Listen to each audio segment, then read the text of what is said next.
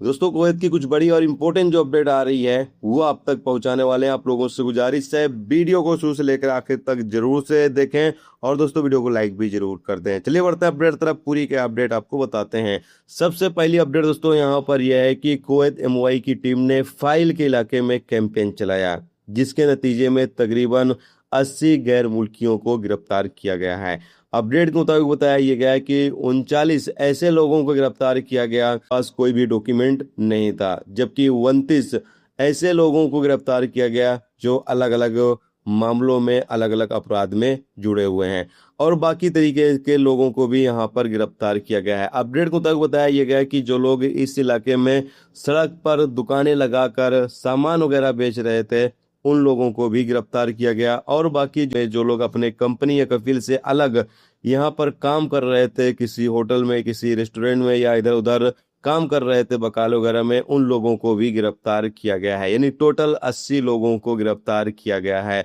और दोस्तों यहाँ पर बताया यह गया है कि जितने भी लोग कुवैत के अंदर इलीगल तरीके से मौजूद हैं उन लोगों को गिरफ्तार करने के लिए जो अभियान शुरू किया गया है वो कंटिन्यू जारी रहेगा।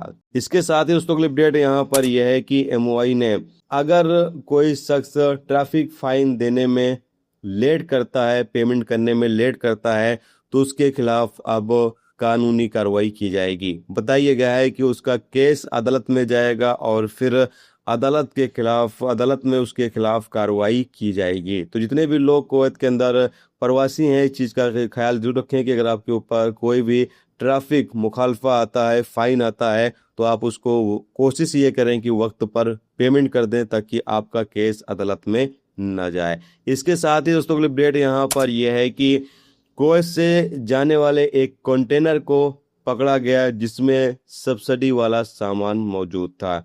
बताया ये जा रहा है कि ये कंटेनर श्रीलंका के लिए जा रहा था, और बताया यह गया है कि 2236 सब्सिडी वाले सामान मौजूद थे जो कंटेनर के अंदर छुपाकर और कुवैत से श्रीलंका लेकर जाया जा रहा था। लेकिन अधिकारियों को शक होने पर जब कंटेनर की तलाशी ली गई तो कंटेनर में से सब्सिडी वाले सामान बरामद किए गए। इसके बाद सामान को जब्त कर लिया गया और जो ड्राइवर था उसके खिलाफ कानूनी कार्रवाई की गई, जबकि किधर से किसने इसको भेजा है, कहाँ जा रहा है, उसकी भी जांच चल रही है।